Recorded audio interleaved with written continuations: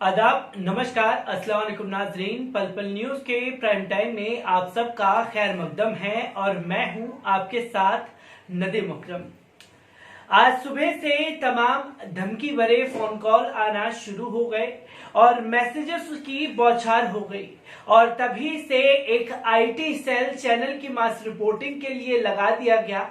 इसकी वजह हम तलाशने की कोशिश कर ही रहे थे कि शाम होते होते वो तस्वीर हमारे सामने आ गई, जिसकी वजह से आज पल पल न्यूज को हैक करने की कोशिश की गई और उसी के साथ साथ व्यूज घटाने की भी साजिशें लगातार जारी हैं और तमाम सब्सक्राइबर अपने आप कटते जा रहे हैं। ये कैसे हो रहा था, इसके बारे में जानने की कोशिश की जा रही थी। तो शाम होते होते जो तस्वीर आती है वो आती है कुवैत से।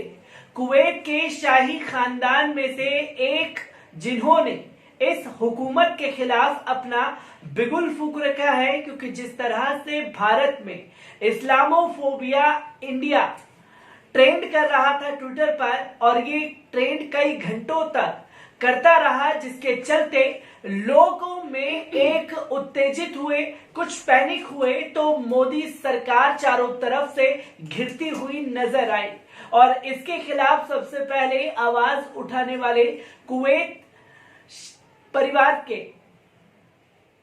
और उस पर सबसे पहले आवाज उठाने वाले कुवैत के शाही परिवारों में से एक अल नसार, जिन्होंने पल पल न्यूज के यूट्यूब चैनल का एक वीडियो शेयर किया गया और वो वीडियो परसों का प्राइम टाइम था, जिसमें हम लोगों ने ये बताया था कि किस तरह से मुस्लिम देश लगातार ट्विटर के जरिए मोदी गवर्नमेंट को घेरने की कोशिश कर रहे हैं। तो अल नसार ने वो वीडियो अपने ट्विटर हैंडल पर शेयर करा और उनके शेयर करने का नतीजा ये हुआ कि तमाम आईटी सेल, तमाम बड़े बड़े नेताओं की नजर और टारगेट करने वालों की नजर हम पर आ गई। तो आपको पल पल न्यूज को बचाने के लिए सिर्फ एक ही काम करना है कि ज्यादा से ज्यादा चैनल के वीडियो को शेयर कीजिए, वीडियो डाउनलोड करके ज्यादा से ज्यादा सच्चाई लोगों तक पहुंचाइए और इसी के साथ साथ चैनल को जल्द से जल्द सब्सक्राइब करिए, क्योंकि कब कौन सी गाज सरकार द्वारा पल पल न्यूज पे गिरा दी जाए इसके बारे में कुछ कहा नहीं जा सकता।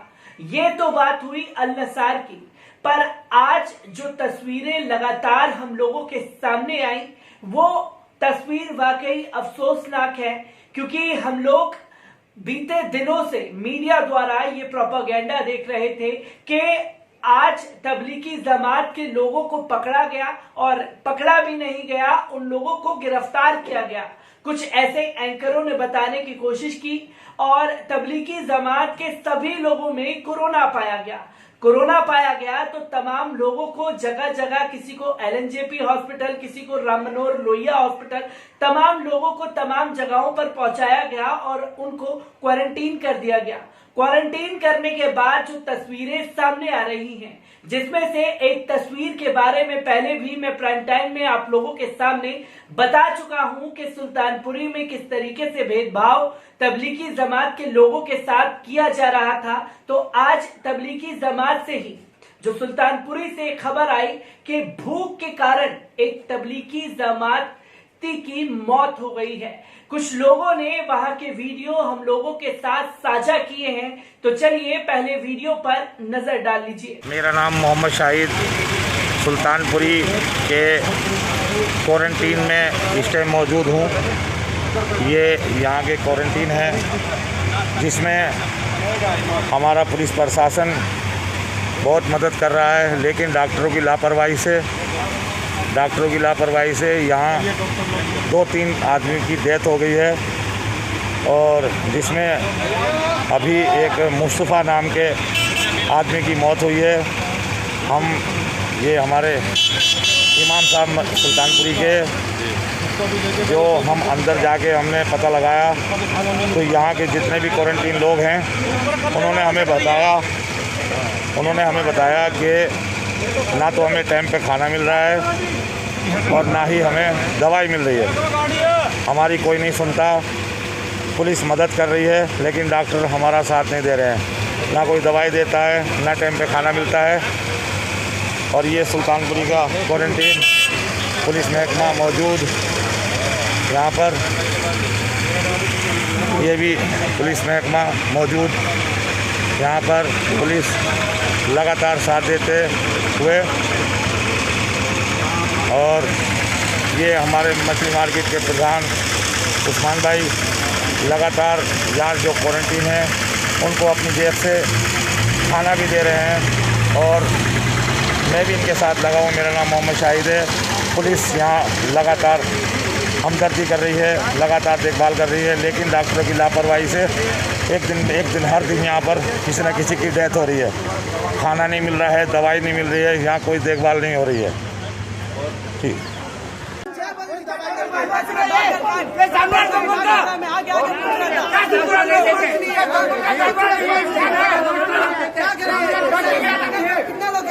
हमारे दोस्त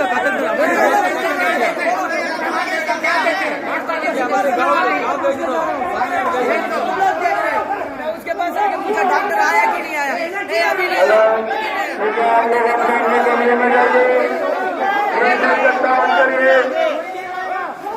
ये सुल्तानपुरी सुबह 11:30 बज चुके हैं, कोई नाश्ता नहीं आया अभी तक, अभी चाय भी नहीं पी है। पेशेंट बेचारा भूखा प्यासा बीमार था और उसका इंतकाल हो गया। अब इसको एम्बुलेंस में ले जाके क्या पोस्टमार्टम करोगी क्या? इसके बारे में हमारी आगे कोशिश करें। यही इसको सुबह हलाने का खिलाने का पूरा यही से होगा। पूरा इसको ये मत करो कि भाई ले जाते पोस्टमार्टम करते। रिजवान भाई को पहले लेके गए, उनको था शुगर पेशेंट था, जाके 4 दिन रख के क्या करे, उसके बाद उनको ले क्या करे, इंतकाल हो गए। 8 दिन बाद तो पोस्टमार्टम किया। क्यों पोस्टमार्टम करने की क्या जरूरत पड़ी? वो तो शुगर पेशेंट था, बीपी था, इंतकाल हुआ तो पोस्टमार्टम करने की क्या जरूरत पड़ी? अब इनको ले जाके क्या पोस्टमार्टम करने के लेके जा रहे क्या? या इंतकाल हो गया तो इसके लिए तथ्य के लिए इसका ये इंतजाम करो। बोलो अब बताया जा रहा है अपनी कहानी। इसमें कर दे क्या? सर मैं तो 5:30 बजे 6 बजे से मैं 5:30 बजे आया, 5:30 बजे कोई नहीं था। 6 बजे आया, 6 बजे आके देखा एकला था। डॉक्टर है क्या नहीं पूछा, नहीं अभी डॉक्टर ने कहा अभी थोड़ी देर में आ जाएगा बोला था। अच्छा थोड़ी देर में आ जाएगा, मैं इनको जाके बोला अभी थोड़ी देर सब्र कर लो। मेरे रूम में लेके जाके मैं इनको बिठाया, वो तो उनका तो बहुत सांस रुक रहा था, बहुत सांस ये हो रहा था। मैं फिर से आके देखा डॉक्टर है क्या, थोड़ी दवाई चाहिए, वीसिंग प्रॉब्लम है करके मैं बताया था। डॉक्टर अभी नहीं आया करके 3 बार बोल दिया। सब लोग देख रहे थे, मैं आके जा रहा था, आके डॉक्टर को पूछ के जा रहा था। उसके बाद में अभी थोड़ी देर के 20 मिनट के पहला दवाई दिया था। तब भी मैं बता रहा हूँ हमें सब उनको तो हो रहा नहीं है, बहुत वीसिंग प्रॉब्लम है, खांसी में खून आ रहा है, थोड़ा समझ लो, लेके जाना है इनको, बहुत सीरियस में है। मैं बोला था वो क्या बोले दवाई लेके जाके दो ठीक हो जाएगा, ये ठीक हो जाएगा बोल के आ जाए। 2 बिस्किट खा के एक नाश्ता नहीं, कुछ भी नहीं, क्या करेगा बोलता? का प्रॉब्लम था, बहुत घसीट रहा था। 6:30 बजे आया, डॉक्टर नहीं बोल दिया कब आएगा, थोड़ी देर में आ जाएगा, थोड़ी देर में आ जाएगा बोला था। फिर मैं गया, फिर 8:30 बजे आया, 8:30 बजे आया ला इलाहा इल्लल्लाह मोहम्मद रसूलुल्लाह कलमे वाले लोग हम लोग भी। उनकी रिपोर्ट कहाँ है इब्राहिम भाई? उनकी रिपोर्ट नेगेटिव है ना? उनकी रिपोर्ट नेगेटिव है, रिपोर्ट इनकी। ये पेशेंट हैं, 3 दिन से बीमार है, इनके लिए दवाई मांग रहे हैं 4:30 से।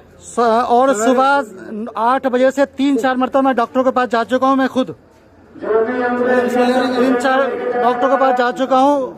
कई मरतबा मैंने डॉक्टरों से कहा दवाई दो, पेशेंट बहुत बीमार है, उनको सांस नहीं आ रही है और तकलीफ बहुत ज्यादा है। मुझसे डॉक्टरों ने कहा भेज रहे हैं। मैंने कहा एम्बुलेंस बुलाओ, इमरजेंसी है। मैंने कई बार डॉक्टरों से कहा कि पेशेंट की हालत बहुत खराब है, जल्दी आओ, क्या आप मरने का इंतजार कर रहे हो? किसी ने कोई जवाब नहीं दिया मुझे। और कह रहे हैं हम टैबलेट दे रहे हैं और टैबलेट देने के बाद ठीक हो जाएंगे। मैंने कहा ब्लीडिंग आ रही है उनको मुंह से, और उसके बाद कोई सुनवाई नहीं हुई और मुझे डांट के भगा दिया। मैंने कई बार उनसे कहा बच्चे की सुनिए आप, मैं सुबह 5:30 बजे से 6 बजे से थोड़ा सा इधर हो जाओ। इब्राहिम भाई आके बोले थे डॉक्टर के पास, वो भी बोले थे डॉक्टर नहीं आए। फिर घर में दवाई के लिए बोला था, दवाई फोन किए थे, रूम नंबर का नंबर बताए थे, आके दवाई लेके जाओ। दवाई लेके आने, दवाई से फोन किया था, नीचे आया मैं डॉक्टर को देखने के लिए। फिर से बोल रहा मैं दवाई नहीं चाहिए, उनका तबीयत बहुत ठीक है, ठीक नहीं है, उनका दम, उनका सांस बहुत रुक रहा है, खांसी में खून आ रहा है, तो हॉस्पिटल लेके जाना है, बहुत सीरियस में, सीरियस कंडीशन में। बोल रहे हो रहा नहीं है, हो रहा नहीं, मेरे से हो रहा नहीं है कि बोल रहे थे। मैं डॉक्टर से बता रहा हूँ, इतना बता रहा हूँ सर, उनको समझ नहीं आ रहा है कि उनको दवाई नहीं चाहिए, हॉस्पिटल लेके जाना है। मैं बोल रहा हूँ नहीं, आप दवाई लेके जाके दो, ठीक हो जाएगा। आपको पता नहीं है क्या दवाई लेके जाके तो ठीक क्या नाम है उस साथी का? उनका नाम मोहम्मद मुस्तफा। मोहम्मद मुस्तफा कहाँ के हैं वो? तमिलनाडु के हैं। तमिलनाडु के। तुम कोयम्बतूर डिस्ट्रिक्ट के हैं। आप उसके साथ हैं? हाँ, मैं उनके साथ। कितने साथी हो तुम यहाँ पर? कितने जने हो आप? हम कितने साथी हो? जोड़ में आए थे हम। अच्छा जोड़ में आए थे। नहीं, यहाँ पे आप उस रूम में आप थे उसके साथ, मुस्तफा के साथ? हाँ, मैं ही था। ठीक है। उसकी डेथ, आके मैं बोल रहा हूँ उसका इंतकाल किस टाइम हुआ? अभी तो सवेरे किस टाइम? 10 बजे, 8 बजे? नहीं 8 बजे नहीं, 11 बजे के आसपास इंतकाल हुआ है। 11 बजे। ठीक। अभी बोले एम्बुलेंस आ अब मैं इसको बंद कर लूँ? 20 मिनट हो रहा है। इसको बंद कर लूँ? हाँ, बंद कर दो। ठीक। अब ये सुल्तानपुरी क्वारंटीन सेंटर है। यहाँ डायबिटीज और भूख की वजह से दूसरी मौत है। ये डायबिटीज और भूख की वजह से दूसरी मौत हुई है। कोई सुनने वाला नहीं है, कोई डॉक्टर नहीं आ रहा, कोई सुनने को राजी नहीं है। हमारी दरख्वास्त है दिल्ली गवर्नमेंट को हमारा मैसेज पहुँचाए, इस सुल्तानपुरी में दूसरी डेथ भूख की वजह से और डायबिटीज सांस की वजह से, डॉक्टरों के ना होने की वजह से।